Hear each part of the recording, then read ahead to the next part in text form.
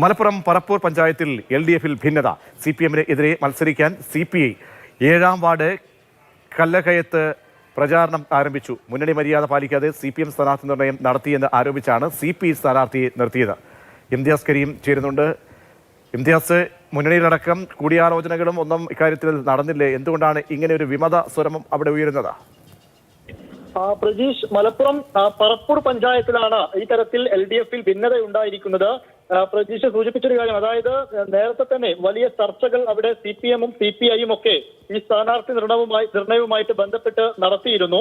എന്നാൽ ധാരണ പ്രകാരം അവിടെ CPI ആണ് മത്സരിക്കേണ്ടത്. CPI ധാരണ പ്രകാരം CPI-ക്കായിരുന്നു സ്ഥാനാർത്ഥി ആവേണ്ടിയിരുന്നത്. പക്ഷേ അതിനെല്ലാം മറികടന്ന് CPM അവിടെ ഒരു സ്ഥാനാർത്ഥിയെ പ്രഖ്യാപിച്ച് പ്രചരണം ആരംഭിച്ചു എന്നുള്ളതാണ് കാര്യം. 7-ാം വാർഡ് കല്ലക്കയത്താണ് പ്രചാരണം ആരംഭിച്ചിരിക്കുന്നത്. MM ദിവ്യയെയാണ് CPM സ്ഥാനാർത്ഥിയാക്കിയത്.